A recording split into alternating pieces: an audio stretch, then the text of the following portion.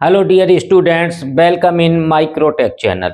तो आज के वीडियो में हम यहाँ पर डिस्कशन करेंगे about the special function registers of 8051 micro controller. तो 8051 माइक्रो कंट्रोलर में कुछ स्पेशल फंक्शन रजिस्टर्स होते हैं जिसका हमने इसके फर्स्ट पार्ट में बनाए हैं और उसमें कुछ को समझा दिया था। जैसे हमने एक्यूमुलेटर बताया था, बी रजिस्टर, PSW। क्लियर है? तो ये रजिस्टर्स हम पहले समझा चुके थे। ये 21 रजिस्टर्स होते हैं, स्पेशल फंक्शन रजिस्टर्स। तो ये टेबल तो बनी हुई है जो है सबके लिए कॉमन, लेकिन यहाँ पर जो है हम कुछ स्पेशल फंक्शन रजिस्टर्स को यहाँ डिस्कशन करने वाले हैं। एक जो होता है रजिस्टर होता है 16 बिट का रजिस्टर, कौन सा होता है? DPTR। DPTR बहुत ही स्पेशल काम करने के लिए यूज होता है। 8085 और 8086 में ये नहीं था। DPTR का मतलब है डेटा पॉइंटर रजिस्टर्स। ये एक 16 बिट का रजिस्टर्स होता है। ये 16 बिट रजिस्टर होता है। DPTR data pointer register 16 bit registers होता है। एक किस काम में आता है? डेटा मेमोरी के 16 बिट के एड्रेस को ये होल्ड करता है। DPTR डेटा मेमोरी के एड्रेस को ये स्टोर करने के काम में आता है, जो 16 बिट के एड्रेस को होल्ड करके रखता है। 16 बिट का रजिस्टर होता है। इस 16 बिट के रजिस्टर को हमने दो पार्ट में यूज करते हैं। और ये जो 16 बिट का रजिस्टर होता है हमने यहाँ पर समझाया है, बिट 0 से bit 7, bit 8 two bit 15। Bit 0 two bit 15 means ये हो गया 16 बिट का DPTR हो गया, 16 बिट का DPTR हो गया है। इसका इस DPTR 16 बिट के रजिस्टर का कोई एड्रेस नहीं होता है, लेकिन इसको हम दो पार्ट में यूज करते हैं। बिट 0 से बिट 7 तक एक अलग यहाँ पर लिखा है, बिट 0 से बिट 7, और बिट 8 से B15 अलग बनाया है। बिट 8 टू B15 ये अलग है, लेकिन जब इसको इंडिविजुअल यूज करते हैं 8 बिट में, तो इसको बिट 0 से बिट 7 इसका भी नाम रहेगा और बिट 0 टू बिट 7 इसका भी नाम रहेगा। तो ये DPL हो जाएगा और DPH हो जाएगा। इनका दोनों का एड्रेस है 82H एंड 83H। DPTR की जो टेबल होती है मेमोरी जो होती है, देखिए यहाँ पर लिखा है DPH और DPL। तो यहाँ पर DPH और DPL दोनों ये लिखे हुए हैं। ये दोनों कितने कितने बिट के रजिस्टर्स होते हैं? दोनों 8 बिट के रजिस्टर्स होते हैं। क्लियर है? इन दोनों का इंडिविजुअल एड्रेस होता है, ये बिट एड्रेसेबल होता है। यहाँ पर हर एक बिट जो है आपका जो है यहाँ पर यूज होती है। बिट 0 से बिट 1, बिट 2, बिट 7 तक जाएगा। ये LSB MSB लिखा हुआ है दोनों में। इसका जो एड्रेस होता है DPL का मतलब है डेटा पॉइंटर की लोअर बाइट। 16 बिट का था तो ये वाला हिस्सा है बिट 0 से बिट 7, ये DPL कहलाएगा, डेटा पॉइंटर की लोअर बाइट। और DPH का मतलब है हायर बाइट और L का मतलब है लोअर बाइट। तो DPH और DPL दो, यहाँ पर DPH और DPL दोनों हमने 8 इन दोनों का अपना पर्सनल एड्रेस होता है। वो कितना होता है? 82H और 83H। यहाँ पर कहाँ एडजस्टेड होते हैं? SFRs में, SFRs मेमोरी का ही कोई हिस्सा होता है। तो यहाँ पर देखिए इसका एड्रेस P0 था, इसका 80 है, 81 इसका है 82 और इसका है 83। DPL का है 82H और DPH का है 83H। ये बिल्कुल फिक्स है इसका एड्रेस। क्लियर है? तो ये दोनों रजिस्टर्स जो होते हैं ये 8 बिट में भी काम करते हैं और DPTR टोटल होता है 16 बिट का रजिस्टर होता है। क्लियर है? तो आपको ये बनाना है एक साथ। DPTR के लिए 2 पार्ट में तोड़ा गया है, तो ये हो गया DPL और DPH। ठीक है? 82 और 83H इसका एड्रेस होता है। क्लियर है? तो ये तो हो गया है DPTR के बारे में। इसके बाद एक और होता है special function register, stack pointer SP। तो यहाँ पर हमने SP लिखा हुआ है, यहाँ पर SP stack pointer. Stack pointer आप पहले से ही जानते होंगे, 8085 माइक्रो प्रोसेसर में भी आपका स्टैक पॉइंटर था, 8086 में भी स्टैक पॉइंटर था, लेकिन 8085 8 बिट का माइक्रो प्रोसेसर था। 8051 माइक्रो कंट्रोलर जो होता है ये भी 8 बिट का होता है। 8085 में स्टैक पॉइंटर SP 16 बिट का होता था, SP और PC तो ESP 16 बिट का होता था, लेकिन इसमें 8051 माइक्रो कंट्रोलर में स्टैक पॉइंटर सिर्फ 8 बिट का होता है। ये विशेष ध्यान रखना है। ये कितने बिट का होता है? 8 बिट का रजिस्टर होता है। ESP 8 बिट का होता है। यहाँ पर कंफ्यूजन होगा कि 16 बिट का, जब 8085 8 बिट का है, ये भी 8 बिट का है, तो जब उसमें 16 बिट का तो इसमें क्यों नहीं है 16 बिट का? तो इसमें 8 बिट का होता है। ये क्यों होता है? 8085 माइक्रो प्रोसेसर में टोटल मेमोरी आउटसाइड में लगी थी, एक्सटर्नल जोड़ी गई थी। वो कितने बिट का एड्रेस था उसका? 16 बिट का। लेकिन 8051 माइक्रो कंट्रोलर में इंटरनल मेमोरी कनेक्ट होती है। रैम मेमोरी जो होती है, ये रैम मेमोरी का जो हिस्सा होता है, ये दो पार्ट में टूटा होता है, 128 एंड 128। तो 128 तो SFRs में यूज होती है, और जो 128 मेमोरी थी, जो बैंक होती है, बिट एड्रेसेबल रजिस्टर होते हैं, जनरल पर्पज या जो है आपका स्केच पैड एरिया होते, उसमें 28 बिट की जनरल मेमोरी में यूज होती है। तो जब 128 हैं तो इसका एड्रेस निकालेंगे तो आपका 00H से कितना जाता था? 7FH तक। और यदि इसकी एड्रेस रेंज इतनी है, यहाँ से इतनी, यदि इसकी एड्रेस निकालें तो 80H से FFH तक जाता है। इसकी रेंज इतनी है, तो 128A हो गया और 128A हो गया, 128। तो जो ये आपका एड्रेस था, ये मेमोरी का एड्रेस जो होता है, इसका एड्रेस 80H से FFH है, या आपका 00H से 7FH है। और ये कौन से स्टैक पॉइंटर क्या होता है? स्टैक के टॉप के एड्रेस को रखता है। स्टैक में जो मेमोरी यूज होती है, वो उसका एड्रेस जो इंटरनल मेमोरी जो कनेक्ट होती है, स्क्रैच पैड एरिया जो इसके अंतर्गत आता है, तो इसमें जो है 8 बिट का मेमोरी का एड्रेस है, इंटरनल मेमोरी है, रैम मेमोरी है, और यहीं पर स्टैक का यूज किया जाता है। स्टैक पॉइंटर जो होता है, इसका एड्रेस जब 8 बिट का इंटरनल मेमोरी का, तो स्टैक पॉइंटर भी हम 8 ही बिट का बनाएंगे। जबकि 8086 में मेमोरी का एड्रेस 16 बिट होता था, तो उसमें हमें स्टैक पॉइंटर 16 बिट का बनाना था। भले ही आपका 8085 8 बिट का है, 8051 भी 8 बिट का है, लेकिन जो स्टैक रिलेटेड मेमोरी का यूज करेंगे हम, 8051 में 8 बिट की मेमोरी जो इंटरनल लगी होती है उसका यूज करते हैं, और उस मेमोरी का एड्रेस 8 बिट का होता है, इसलिए स्टैक पॉइंटर 8 बिट का रजिस्टर होता है। क्लियर है? ये 8 बिट का जो रजिस्टर होता है, इसका जो है अपना पर्सनल कोई एड्रेस होता है। ESP का एड्रेस कितना होता है? यहाँ पर लिखा है हमने 81H यहाँ पर लिखा हुआ है कि इसका एड्रेस 81H होता है। देखिए यहाँ पर ESP यहाँ बैठता है, इसका एड्रेस है 8081 इसका है, 82 अभी यहाँ बताए थे कि 82 इसका है, DPL का, और 83 इसका है। क्लियर है?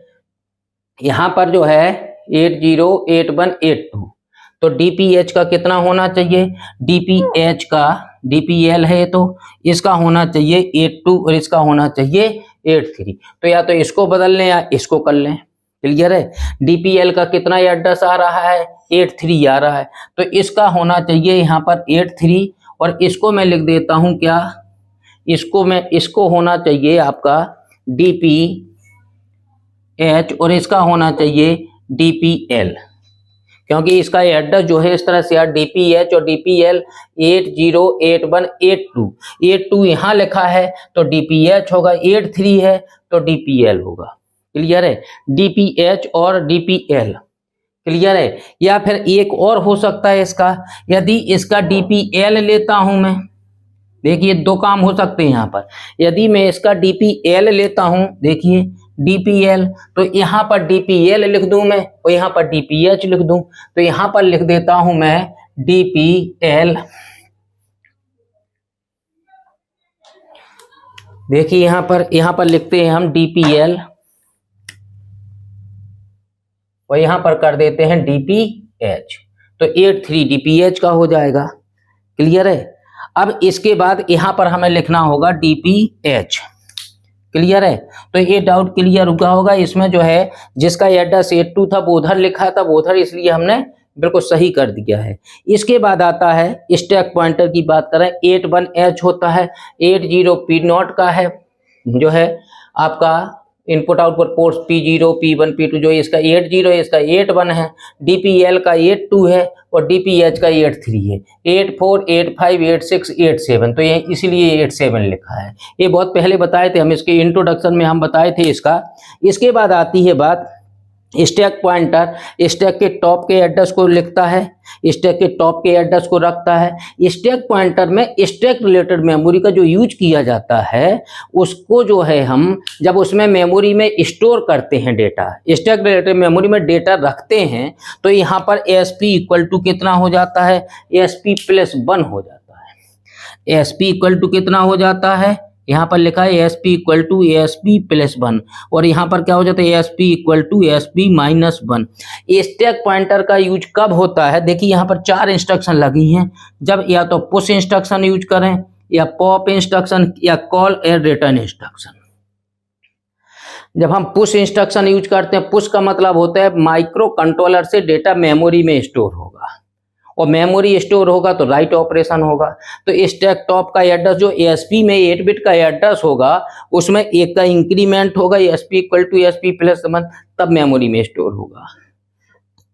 और यदि पॉप करेंगे, मीन्स पॉप का मतलब हो मेमोरी से डेटा लेना है, मीन्स मेमोरी को रीड किया हमने, और जब मेमोरी से डेटा लेंगे तो ASP का एड्रेस ASP -1 होगा, 1 का डिक्रीमेंट होगा। यहाँ पर आपको फिर कंफ्यूजन हो रहा होगा, 8085 में जब मेमोरी स्टैक रिलेटेड मेमोरी में डेटा डालते तो ASP -1 होता था, इसमें ASP +1 होता है, ये उसका जस्ट उल्टा चलता है, तो उससे कोई फर्क नहीं पड़ता, जो अपना अपना प्रिंसिपल है। तो इसमें ASP +1 पुश में और पॉप में ASP -1। यदि कॉल रिटर्न लगाते हैं, कॉल होता है, कॉल लगाते हैं तो ASP +1 ASP +1 2 बार जितनी बार भी होना है वो इंस्ट्रक्शन पर डिपेंड करेगा। और रिटर्न करते हैं तो ASP -1 होगा, रिटर्न का मतलब वापस आना, उठाना है स्टैक रिलेटेड मेमोरी से डेटा। इसका बहुत डिटेल है कॉल रिटर्न और पुश पॉप का, क्लियर है। तो ये हो गया आपका ASP।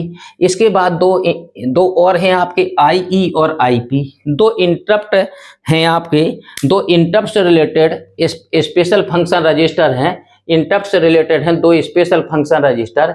एक है आपका कौन सा IE, एक है IE और दूसरा है IP। तो ये कौन सा हो गया है, ये IE है और यहाँ पर IP लिखा है हमने, IE और IP, क्लियर है। तो IE का मतलब है interrupt enable, interrupt enable SFRs, special function register. 2 होते हैं, एक IE होता है, एक होता है IP। यहाँ पर देखिए ये IE लिखा हुआ है, इसका एड्रेस A8H है और IP का B8H है। A8 एंड BH दोनों को एक साथ समझेंगे तो ज़्यादा अच्छा रहेगा, क्लियर है। IE का यूज क्या होता है, इंटरप्ट इनेबल का। इंटरप्ट जो होते हैं माइक्रो कंट्रोलर में, उसके इंटरप्ट को इनेबल और डिसेबल कराने के काम में इंटरप्ट इनेबल जो है स्पेशल फंक्शन रजिस्टर जो होता है 8 बिट का होता है, इसका यूज किया जाता है, क्लियर है। और ये 8 बिट का होता है, यहाँ पर 8 बिट भी लिखा हुआ हमने। इसका अपना एड्रेस होता है, IE कहाँ बैठा हुआ है, IE 8 है, इसका अपना स्पेशल एड्रेस होता है, उसका है एड्रेस A8H। ये 8 बिट का होता है तो 8 बिट का हमने यहाँ बनाया हुआ है IE, इसका खुद का एड्रेस A8H होता है तो हमने यहाँ पर लिख दिया A8H, क्लियर है। और ये इसका IE लिखा है, IE इंटरप्ट इनेबल जो होता है, इसमें जो 8 बिट का होता है IE0 IE1 IE2 IE3 4 5 6 और IE7 तक पहुंचेगा। IE0 से IE7 पर हर एक बिट का अपना एड्रेस होता है। इसके बाद यहाँ पर ये तो डोंट केयर होता है, ये का मतलब एक एक को हमने यहाँ पर स्पेसिफाई किया है। ये का मतलब है इनेबल ऑल, जितने भी इंटरप्ट्स होंगे माइक्रो कंट्रोलर में सबको क्या कर देगा, यदि इसको आप हाई कर देते हैं, यदि इसको हाई कर देते हैं आप, ये की जगह 0101 ही तो 8 बिट का रजिस्टर है तो 0101 ही स्टोर कर सकते हैं। यदि इसको आप बंद कर देते हैं तो क्या हो जाएगा, इनेबल हो जाएंगे, ऑल इंटरप्ट्स क्या हो जाएंगे, इनेबल हो जाएंगे। तो यहाँ पर लिखा है ये का interrupt enable all interrupts enable हो जाएंगे इससे, क्लियर है। और यहाँ पर इनेबल कब होंगे, जब इस बिट पर बंद होगा। यहाँ पर लिखा है टू इनेबल इट, इनेबल करना है किसी को भी 8 में से किसी को इनेबल करना है तो उसकी वैल्यू के मेक इट 1, यदि 1 इसमें जिसकी भी बिट 1 हो जाएगी वो इनेबल हो जाएगा। और जिसकी बिट डिसेबल करना है, इनेबल करना है या डिसेबल करना है तो इसकी बिट को 0 करना होगा, ये का मतलब है इनेबल ऑल, सभी इंटरप्ट्स इनेबल हो जाएगा, मींस इंटरप्ट्स रिलेटेड ऑपरेशन होने लगेगा। इसके बाद यहाँ पर लिखा है ET2। ET2 का मतलब है यहाँ पर कि जो है ये एक्सटर्नल टाइमर जो होता है, एक टाइमर होता है इनेबल टाइमर, ये जो है रिजर्व रखा गया है। बेसिकली माइक्रो कंट्रोलर में टाइमर कितने होते हैं 8051 में? 8051 में टाइमर 2 होते हैं, टाइमर 0 और टाइमर 1, 2 टाइमर होते हैं, क्लियर है। और 2 इंटरप्ट होते हैं, इसको समझ लीजिए थोड़ी का, एक 2 ही हार्डवेयर इंटरप्ट होते हैं, INT0 और INT1, INT0 और INT1। तो यहाँ पर उसी से रिलेटेड लिखी हुई हैं, जैसे ET तो है इनेबल टाइमर, तो ये तो रिजर्व हो गया, यूज नहीं हो रहा है, लेकिन ये बना के रखा, टाइमर 0 यदि बनता तो इसका यूज किया जाता। इसके बाद है यहाँ पर ES, ये तो हो गया आपका। इसके बाद आता है ES क्या है? यहाँ पर लिखा है इनेबल सीरियल। यदि सीरियल में ऑपरेशन कराना चाहते हैं उसको इनेबल कर देंगे, यदि इस बिट पर 1 हो जाएगा तो सीरियली इनेबल्ड हो जाएंगे, क्लियर है। और यदि 1 कर देंगे तो सीरियली इनेबल्ड नहीं होंगे, अपने अकॉर्डिंग ऑपरेशन करेगा। यहाँ पर 4 बिट और बचती हैं, कौन कौन सी देखिए, ET0 ET1 और यहाँ पर है EX0 और EX1। ET का मतलब है इनेबल T जो लिखा है टाइमर के लिए लिखा है टाइमर 0 और टाइमर 1, क्लियर है। तो E का मतलब है इनेबल, T का मतलब है टाइमर 2 होते हैं, टाइमर 0 और टाइमर 1, इसलिए इसके लिए 2 बिट बनाएंगे, ET0 और ET1। ET0 और ET1 में यहाँ पर लिखा है हमने ET0 और ET1 2 लिखे हैं, देखिए यहाँ पर ET0 और ET1 क्या है, यहाँ पर लिखा है इनेबल टाइमर 1। यदि 1 है तो टाइमर 1 को इनेबल करेगा, यदि 0 है तो टाइमर 0 को इनेबल करेगा। 2 टाइमर में से इंडिविजुअली कोई भी टाइमर यूज कर सकता है। इनेबल का मतलब है वो जो है टाइमर ऑन हो जाएगा, वो ऑपरेशन करने लगेगा, ऑपरेशन परफॉर्म करने लगेगा।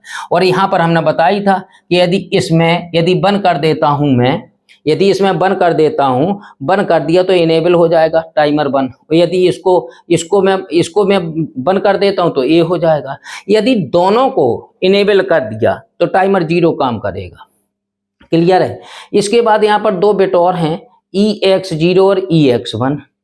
EX का मतलब है एक्सटर्नली इंटरप्ट यदि कोई आता है माइक्रो कंट्रोलर में, एक्सटर्नली इंटरप्ट, और एक्सटर्नल इंटरप्ट 2 ही इंटरप्ट है, INT0 और INT1। INT0 और INT1 2 ही इंटरप्ट है। तो यहाँ पर लिखा है इंटरप्ट INT0 के लिए EX0 और EX1 2 हैं, तो यहाँ पर हमने लिखा है EX1 इनेबल इन INT1 और डिसे इनेबल INT0, 2 बिट इसके लिए हैं। एक्सटर्नल EX का मतलब है एक्सटर्नल इंटरप्ट हैं दोनों, हार्डवेयर इंटरप्ट, इसलिए इसको EX लिया गया है। और यदि इंट 0 लिया गया है तो 0 के लिए 0, यदि इंट 1 EX1 लिया गया है तो इनेबल इंट 1 लेंगे, और EX0 है तो इंट 0 लेंगे, यहाँ पर जो ये लिखा हुआ है, क्लियर है। और ये बात तो है ही है कि इनेबल और डिसेबल करना, 1 है तो इनेबल, 0 है तो डिसेबल रखना पड़ेगा इसको। इसके बाद ये तो हो गया है इंटरप्ट इनेबल वाला। एक और है IP, यहाँ पर जैसे ये IE था ऐसे IP है। IP का फुल फॉर्म हमने यहाँ लिख दिया है इंटरप्ट प्रायोरिटी। इंटरप्ट प्रायोरिटी मतलब जो इंटरप्ट आते हैं उनकी प्रायोरिटी लोअर और हायर, लोवेस्ट और हायर। प्रायोरिटी का मतलब किसका काम ऑपरेशन पहले होगा। तो इसमें ऐसी व्यवस्था की गई है किसी भी इंटरप्ट को लोअर किया जा सकता है, हाईएस्ट प्रायोरिटी की जा सकती है, लोवेस्ट प्रायोरिटी सेट की जा सकती है, जैसा आप चाहें वैसा कर लें। तो यहाँ पर प्रायोरिटी इंटरप्ट बनाया है। इंटरप्ट प्रायोरिटी एक है IP, और ये रजिस्टर है, कौन सा रजिस्टर है, जैसे यहाँ पर SFRs लिखा था, मैं SFRs यहाँ पर भी लिख सकता था, स्पेशल फंक्शन रजिस्टर है। ये चाहे रजिस्टर लिख दो चाहे स्पेशल फंक्शन रजिस्टर लिख दो, क्लियर है। तो ये क्या होता है, IP कितने बिट का होता है, किस काम में आता है, इंटरप्ट की प्रायोरिटी को जो है हाईएस्ट और लोअर करने के लिए काम में आता है ये वाला।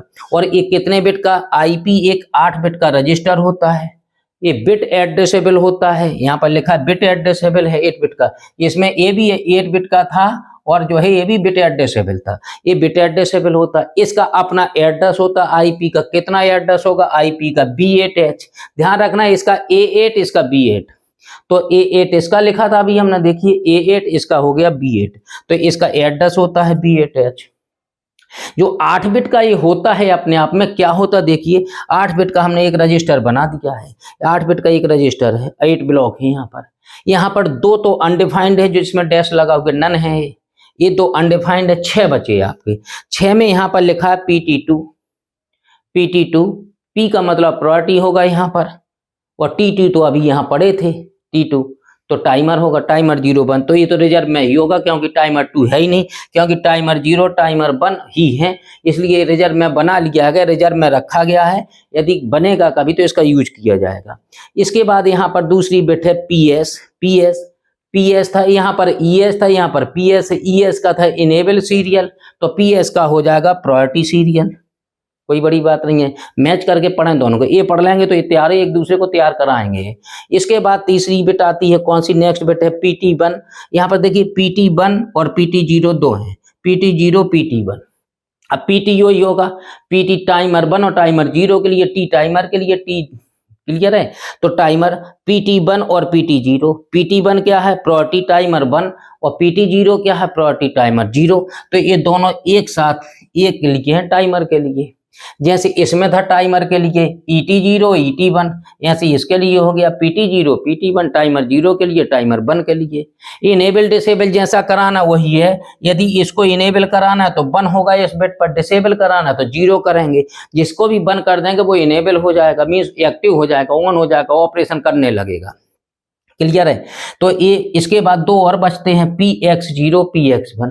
अब PX का मतलब है प्रायोरिटी एक्सटर्नली, प्रायोरिटी एक्सटर्नली क्या, 2 ही इंटरप्ट होते हैं, int 0 और int 1, 2 ही हार्डवेयर इंटरप्ट होते हैं, int 0 int 1। तो PX1 लिखा है प्रायोरिटी के लिए हो गया, P तो प्रायोरिटी के लिए, X एक्सटर्नल के लिए, एक्सटर्नल इंटरप्ट है, और 1 है तो यहाँ क्या होगा int 1, और PX0 लिखा है तो ये क्या होगा int 0, और ये वाला लिखा ही है, यदि इनेबल करना है, प्रायोरिटी करना है तो हाईएस्ट प्रायोरिटी, यहाँ पर प्रायोरिटी से इनेबलेटेड है, तो हाई प्रायोरिटी करना है, हाईएस्ट प्रायोरिटी करना है तो उसको आप 1 कर दीजिए, और यदि लो प्रायोरिटी करना है तो इसको 0 कर दीजिए। जैसे ये क्या था, इनेबल करने के लिए, डिसेबल करने के लिए था, ये प्रायोरिटी सिर्फ लो और हाई कर सकता है, इसको इनेबल डिसेबल से लेना देना नहीं है, क्लियर है। तो ये तो थे आपके क्या इंटरप्ट्स थे आपके, जो है सॉरी आपके स्पेशल फंक्शन रजिस्टर्स। यहाँ पर हमने ये वाला अभी ये पूरे पढ़ना 21 होते हैं, 21 में से एक वीडियो हमारा बन चुका है, इनको हम बता चुके हैं।